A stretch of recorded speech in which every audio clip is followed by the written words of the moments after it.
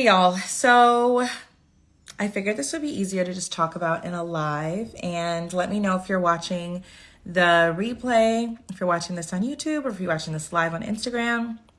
If you're watching this live on Instagram, tell me how many weeks of school, how many weeks of school do you have left? People I know are getting out in May.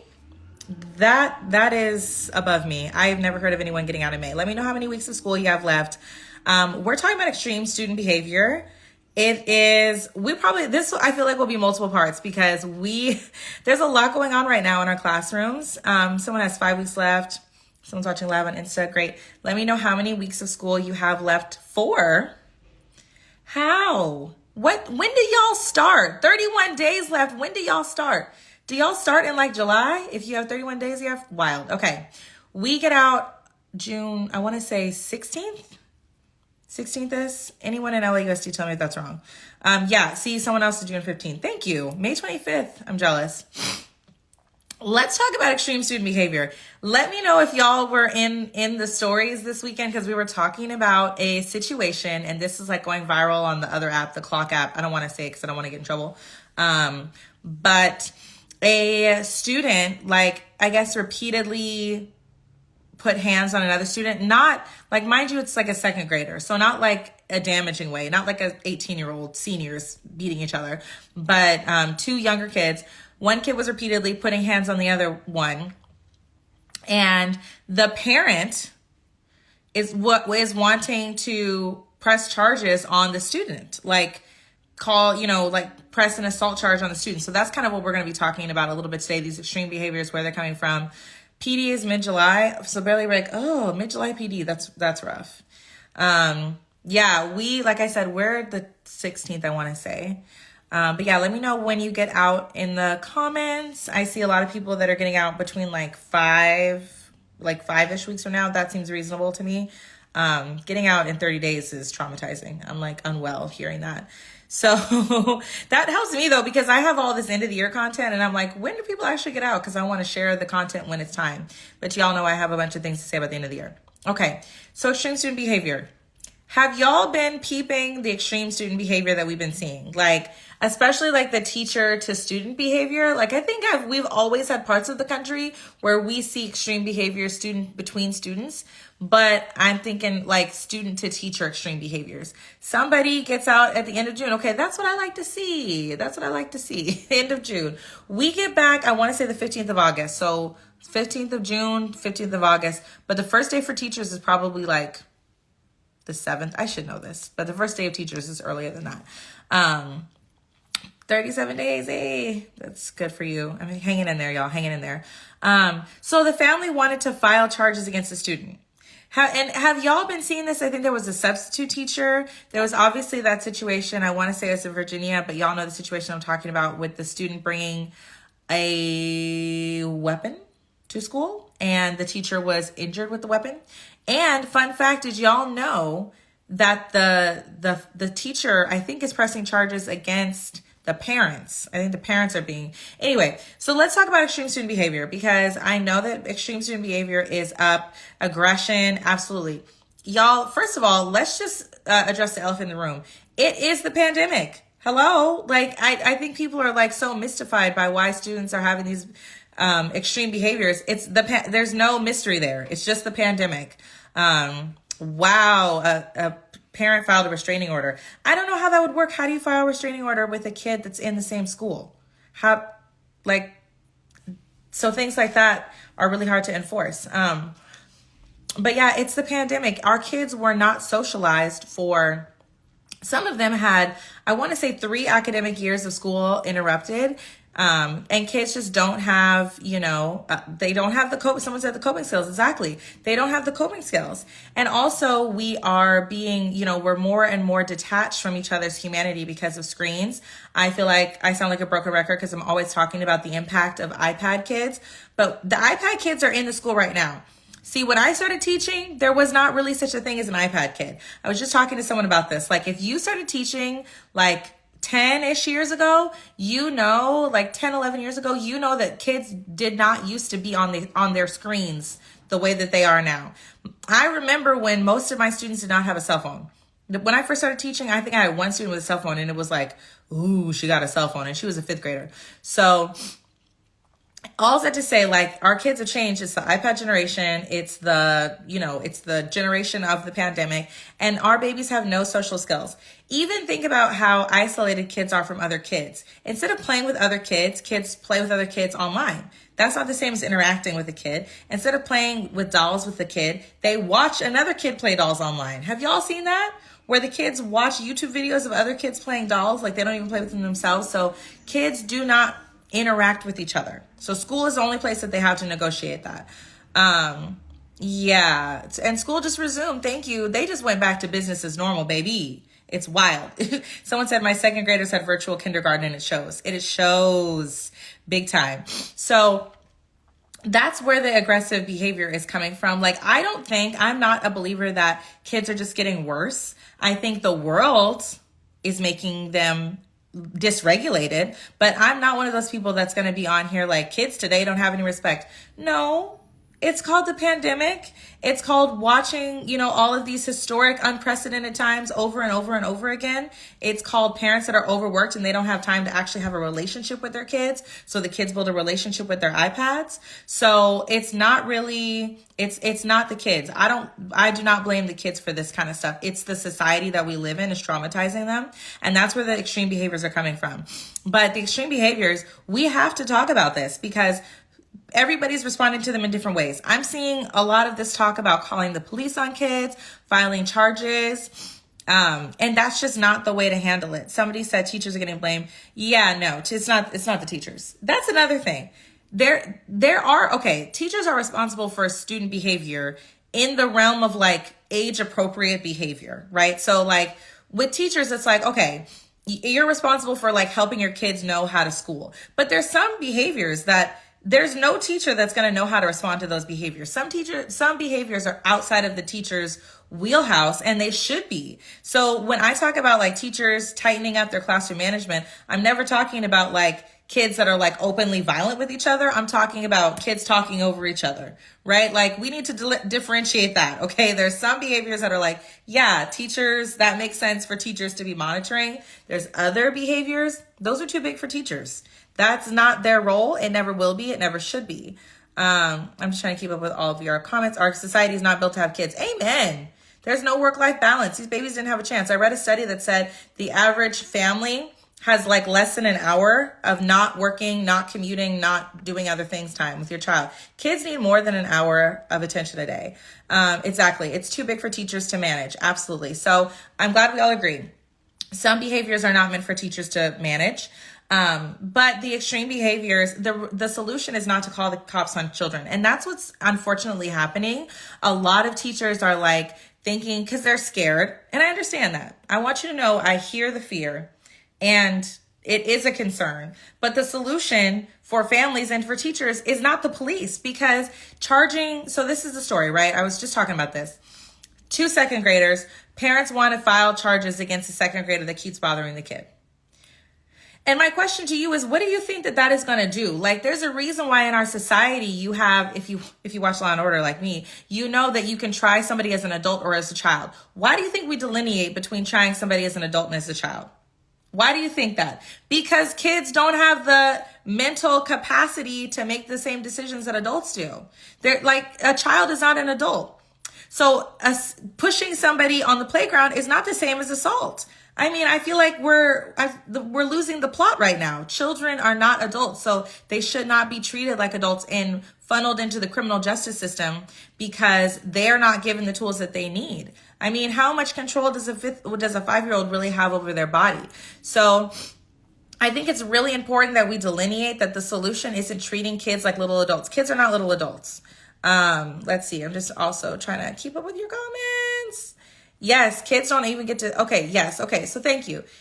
Families, caregivers, not just parents, don't have time to spend with their children. So they're dysregulated. They're consuming a bunch of violent media. They're on Fortnite. They're loose on the internet. I mean, TikTok is bad for my mental health, so I can only imagine if I was like an impressionable 10-year-old. And then you send them to school and you expect them to like behave. Like, it's just not possible. So I think this whole idea that we should file charges and like kids need to be held accountable, absolutely. Please hear me. I am all about accountability. Accountability is a love language. I always coach my teachers on accountability. I think accountability, kids need accountability. I'm going to get it right this time. I always quote Dwayne Reedon saying, kids need consequences from people who love them before they get consequences from people who don't. But that's the whole point.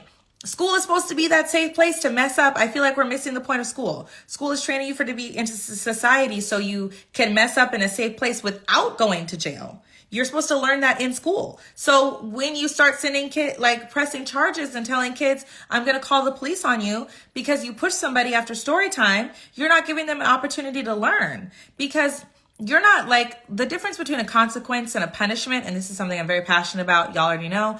A consequence is a learning opportunity. A punishment is meant to make you feel bad. Kids need consequences. They don't need punishments. And filing charges is a punishment. And what do you think that that's going to do? Like, as a 7-year-old, you're going to be like, oh, I'm going to file charges against you. And do you think like that? What do you think that that's going to do with that 7-year-old's head? They don't even know what you're really talking about. So I just think it's so important that someone said kids don't have conflict resolution skills. Exactly. These kids don't have the skills, bestie, to be behaving. I'm trying to catch up with all y'all comments. But kids don't have the mental capacity, literally, like your frontal lobe is literally not developed. So the idea that the solution is to send kids through the criminal injustice system, mind you, is just not a good idea. And then like, don't even get me started on the racial implications, because we know what color most of the students that are going to end up in that system are. Okay. That's a whole other conversation, but y'all know I had to take it there because that's, this is my work of this DEI work. So someone said they need modeling, they need conflict resolution skills, they need tools, natural consequences. All of that is always going to be better than pressing charges. And when I posted that video, a lot of people were like, it's dangerous for the other kids. Teachers are scared. And I hear you. And I'm not minimizing the fact that some of our students are so dysregulated that they are, you can be scared, right? Like, people are scared. But that doesn't mean that it's the child's fault. Like, where is all of the smoke for the institutions that are not supporting this child? Like, where is all the anger and outrage at the institution that is supposed to be helping this child learn these things instead of just with the child? So what I want to see families do, if your kid is in trouble in school, instead of getting mad at the other kid, instead of getting mad at the teacher, I want families to ask, okay, well, why is this teacher supposed to supervise 36 kids? How is that possible? Where was the school leader? Where are the support staff? Where are the counselors? That's what we need to be getting mad about, you guys. We're focusing on the wrong thing. We're yelling at the kids, like acting like the kids are like just bad children, when it's like, no, the system is rigged against these poor babies. So someone said, I get not calling the authorities, but for some situation you have to for safety reasons. I have not heard of any real, like, most of the time when they call the authorities with these younger kids, it's not even no one's unsafe. It's a kid doesn't listen. It's a kid is turning up, in the classroom. There are steps. You don't have to ratchet it all the way up to the police. So let's say you have a kid that's tantruming. Okay, take the rest of the kids out the room. I mean, I know it's dangerous to your stuff, but your first call shouldn't be to the school police. Now, I'm mostly talking about elementary. Now, an 18-year-old, don't get me wrong, okay? I live in LA. 18-year-olds can be dangerous. I'm not delusional. So I'm not necessarily talking about like the big kids, because it does make sense to have more strict consequences for them. But I still believe in consequences, not just immediately pressing charges. But you realize they're putting kindergartners in handcuffs. Like, we're talking about a 2nd grader that got in trouble for pushing a kid multiple times. And it's just, the stakes are too high. I think that's what it is. The stakes are too high for these kids. That's a mistake, and it's bad and it's wrong and it needs to be addressed. But by bringing in the authorities, you're making the stakes really, really high. Someone said, I want to help them learn this stuff, but I need some outside resources. Absolutely. We often need resources. Hey, kindergarten said often they lash out because their feelings are so big and they don't have the tools to navigate them. Exactly. And mind you, we used to live in a society where families spent time together.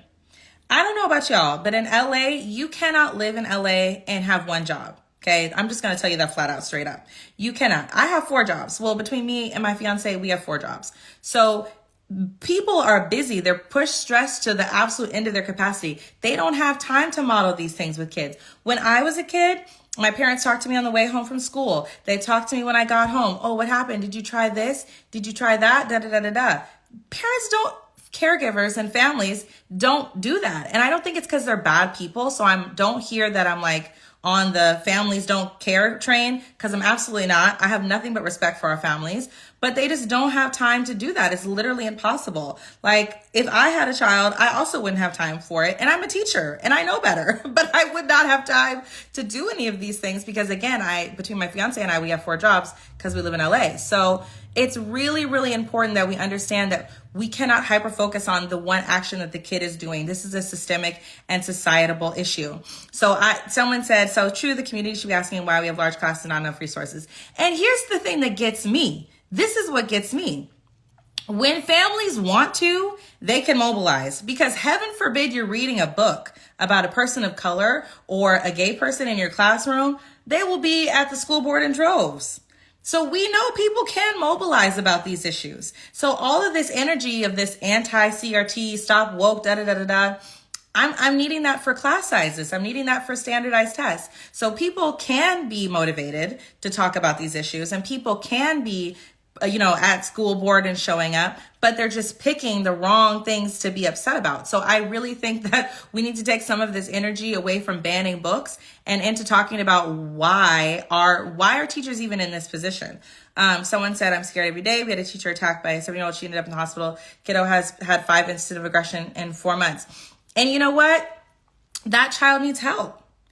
But here's the thing, I don't know if you guys know a lot about our prison and the prison industrial complex. You should read Jim Crow the new Jim Crow by Michelle Alexander. But anyway, that kid does need help. If you have a child that's attacking you, they need help, mental, emotional help. But I don't know how to tell you this. That's not what happens when you get charges pressed against you. That's not how it works. So it's really important that we understand that our kids need help. They need tools. They need support. Everything is reactive and not absolutely. Thank you. Hey, kindergartner, we need to talk more because you are definitely on the train with me. Everything is reactive. Exactly. We put these kids through the pandemic. We have just a lack of support. And then when they respond, everybody's shocked. But the reality is we're not setting them up for success. It's not setting them up for success. So y'all, let me know if you have any questions. I am not like a certified de-escalation coach or anything. We're back. I lost my connection. That never happens. It was really frustrating, but I didn't get a chance to do Q&A. And I would feel terrible if I didn't at least give you a little bit of Q&A. So let me know if you have any questions about the extreme behaviors that we're talking about.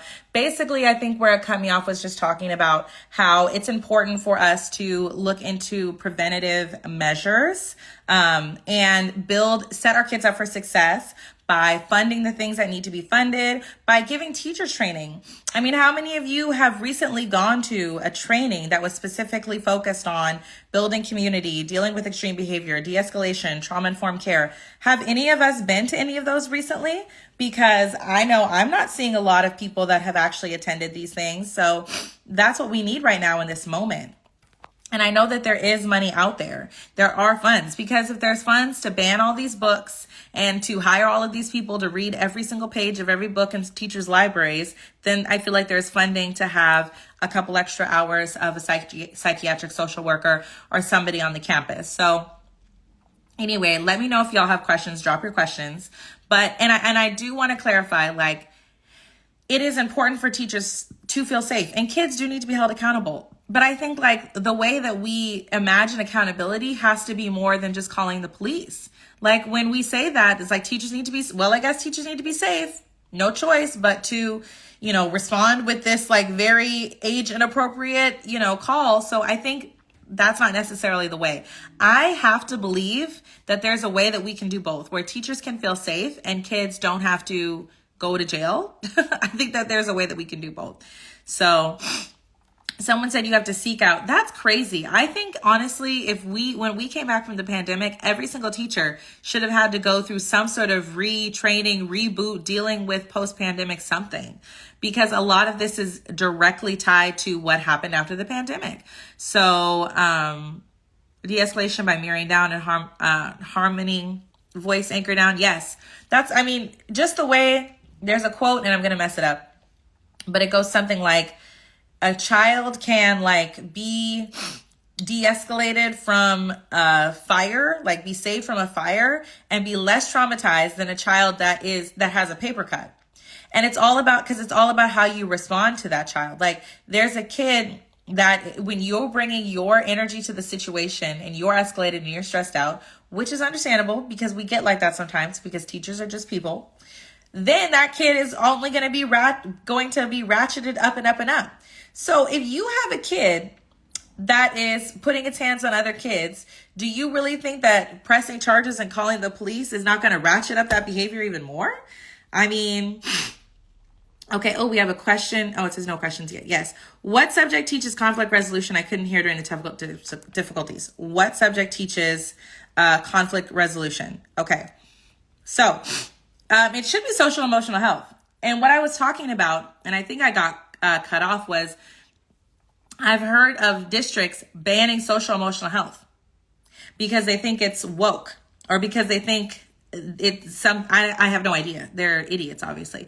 But there's some schools where they can't do social emotional health. So conflict resolution, de-escalation, people skills, things like Peace Path. Did you guys ever use Peace Path? That was something really good. Peer mediation, all of that, highly underrated. Do yourself a favor. If you start peer mediation, that's something easy that you can look into. You plan how you're going to launch it in the fall. Start peer mediation. I guarantee you it'll change your classroom culture. But little things like that, kids are not learning explicitly and it's all related to the drive of test scores, because that's the first thing that gets cut is social emotional learning, or anything that's not a tested grade. It gets cut. So for me, when I was teaching, I experienced a lot of pressure to move on, to stay on pace, to keep going, I just ignore them, y'all, Do you think that PD should discuss this honestly with teachers? Why are they not talking about this right now? Why are people not talking about this right now? Okay, I'll tell you, here's what I think. It's a combination of things. One thing is, a lot of the people, including myself, I'm including myself in this, a lot of the people that are doing trainings, I wasn't a teacher in the pandemic. I was a coach and I was a administrator. But when I taught during the pandemic, I would guest teach people's classes. But I wasn't a online teacher during the pandemic. And then by the time the pandemic has ended, yes, I substitute teach and stuff, but it's not the same. So I think one of the things is we need to be tapping into teachers who are on the ground, who are actually experiencing it a lot more, because a lot of the people like myself, I'm not a day-to-day teacher anymore. So by the time I stopped doing that, I haven't dealt with post-pandemic kids on a day-to-day, everyday basis. I still sub so I can stay fresh, so I can still know what I'm talking about, so I can still test out what I'm doing, and I coach teachers. But I think it's important for people like myself to recognize that, because it's totally different. It's different. My first year of teaching was when kids didn't all have cell phones. That's totally different than a first year teacher trying to navigate the problem of phones and the internet and social media. Kids weren't even really on social media, y'all, when I first started teaching. So we have to recognize that the times have changed. And I think PDs want to walk this line of encouraging teachers, but also not making them discouraged, not scaring them or only talking about the negative. But it's important to do that, because folks need to know that it's very real what you all are experiencing right now. Someone said Skills for Big Feelings is a great place to start for younger grades. Great. I don't understand. If a school doesn't have a social emotional health curriculum, I don't understand how you're functioning. Personally, I don't understand how you're functioning. For me, every school I worked at, and every time if I had to say, we did social emotional learning K-8. I worked at a lot of K-8 schools, so that's what I'm talking about, K-8. And we did the same program every single year, and it built it upon itself, and everybody was bought into it. Conflict transformation more than a resolution. A conflict is a sign of not the cause of a problem. Resolving conflict can easily turning in conflict into conflict repression. Okay, that makes sense. Absolutely. Conflict transformation. I love that. Thank you for sharing that. That's a great way to think about it. Race conflict should be transformed, resolved. It's the Trump DeSantis way. I see what you're saying there. Yeah. So I think it is, there are a lot of things going on that our kids are not, they don't have the skills to navigate. So like I said, I am a proponent of skill building, of specific relationship skill building, community skill building, explicitly going over those things.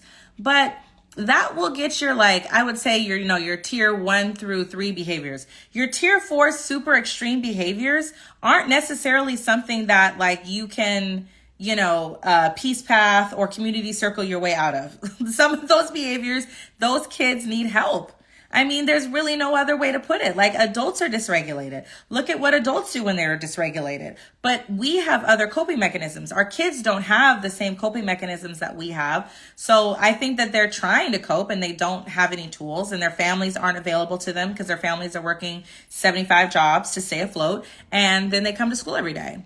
So I think it's really important that your school acknowledges the importance of that. So like, I wonder what let me know what y'all think. Who's responsible for the behaviors?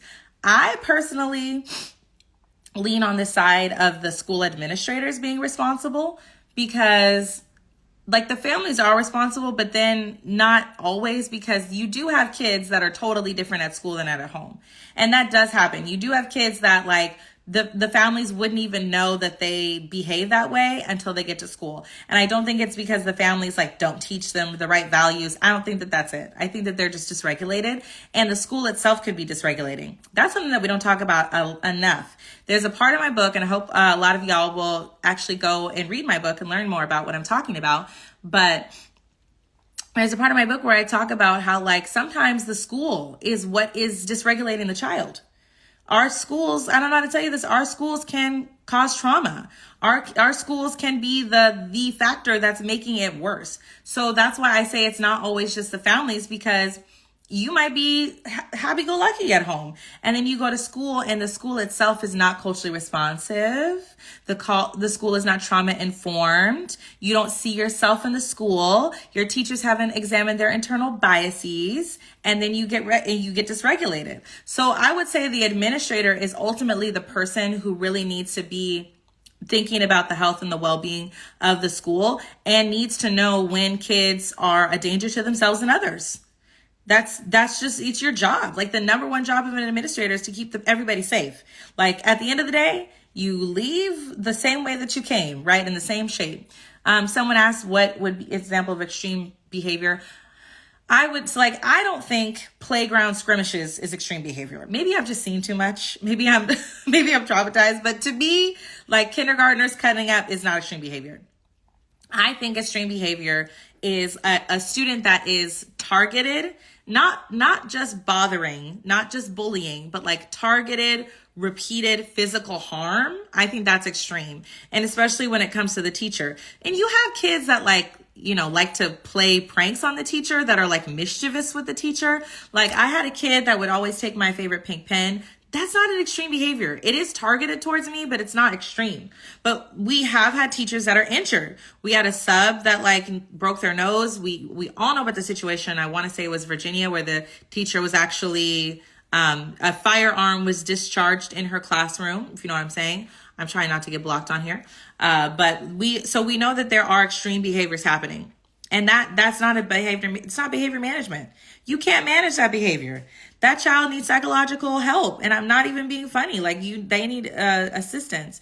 So someone said ISS/C halls don't really change the behaviors. Tell me what a C hall is. Is that independent student study and detention? I do not believe in a detention. I have never seen it work personally. That's just not something that I coach my teachers on. For example, hitting, not just hitting though. When I say extreme, I mean like you're like causing damage repeatedly, because I think like it's not extreme for a student to just have a really bad day and then get pushed to the edge and put hands on another student. I've seen that happen. When I think of extreme, it's like, why are you coming after this specific kid multiple days, every day, and you have a grudge, you have an axe to grind. That's not the same as just like getting really mad and, oh, well, we were playing handball and they said I got out and I did not get out, so I hit them. Like, I've had that happen 1,000 times of handball arguments and that kind of thing. Let's see. You treat us like the problem, not the people with problems. Ooh, that's the quote of the night right there. Yes. You treat us like the problem, not people with problems. That's exactly right. The student is not the problem. Think about it, y'all. Kids are not naturally like that. Kids want to be in community. Kids love their teachers. Have you ever met a kindergartner? They love their teachers. They love being around people. They're fun. They're social. They're joyful. It's their experience of school. It's society and life that does them dirty. It's not the child. They don't start out that way. So I think it's really important. Thank you for sharing that. That gave me chills. That's a word. I'm going to write that down. But yeah, that's exactly what we need to be thinking about, because kids are not the problem, right? So when we think about these extreme behaviors, I just encourage people to some action steps. Get your pencils out. Are we ready for action steps? Talk to your school leaders, and ask these questions. What do we have in place to respond to an extreme behavior? Because a lot of times the calling the police comes from not knowing what else to do. But maybe if you plan ahead of time and you think about it, like, have a sit down meeting. What are we going to do if we do experience an extreme behavior? How are we going to respond to a student if they become really dysregulated and it escalates and this happens? What is the plan that's in place? That's one thing. Another thing to think about is, are you all getting trained? Culturally responsive behavior management, de-escalation tools, trauma-informed care. Is there a social emotional health curriculum in place? What proactive measures are you taking to ensure that students are well so they don't get to that point? These are all questions that you need to ask your administrator, or you need to ask, if you're a parent, ask that teacher. If my kid was in school, the way these kids are acting now, I would be all up. I'd be like, so what happens if this happens? Like, I just want to know as a parent. That is totally within your rights to ask that. So you should be asking about the proactive measures. And y'all, it's almost getting close to the end of the year, so I understand that. This is great stuff that your administrator could be working on over the summer. When I was AP, we worked through the summer. We didn't get the summers off. So every summer, put this on their agenda as something that they can work on over the summer, and then you can come back with a plan should anything happen next year in the fall. Or you can start the school year with a de-escalation training, or you can start the school year with a culturally responsive behavior management training or a community building training, so that it doesn't even get to that point. Or you could create a social emotional health curriculum. I worked with a school down in Santa Ana. We built out a whole curriculum, K-8, for all of the students on these basic things. And it was really, really helpful. And teachers were able to implement it. Were the kids perfect? No, but they understood the practices. They had something to fall back on, right, when things happen. So all of these things are things that you can be setting up right now to set yourself up for success and to set these kids up for success. Because I know that nobody wants to call the police on kids, right? I know that that's nobody's first choice, but make a plan. Stay ready so you don't have to get ready. That's an expression in my community. So those are just some things to think about. Let me know if you have more questions. I knew this would be way too long, so that's why I just did a live, because I was going to talk about this in the stories, but I was like, nope, this is way too important. Make sure you check out part 1. If you're watching, this is only part 2, so go back and watch part 1, and make sure you share this with some folks. If you're interested in this work, y'all, I do have a book coming out. It's in pre-order. It's called Rooted in Joy, and it's all about how to basically how to set your classroom up for success so that this stuff doesn't happen. Does that make sense? I'm sorry you had a tough day, Kayla, at school. It happens. We're at the finish line though. Hang in there. So yeah, if you want to know more about the book, all the info is in my bio. And if you have other questions that you didn't get a chance to ask, just send me a DM. I answer all of my DMs slowly but surely. I will get to it. And thoroughly enjoyed spending this time with y'all tonight. Make sure you check out part 1, like I said, and share this with your teacher friends if you enjoyed it. And quote of the night that we're going to leave you with. Let me scroll up here so I can find it, because this is so good. We want to, right, the students are not the problem. You treat us like the problem, not people with problems. That's what we need to think about. Are we treating our kids like people with problems or like they are the problem? All right, y'all, have a good night.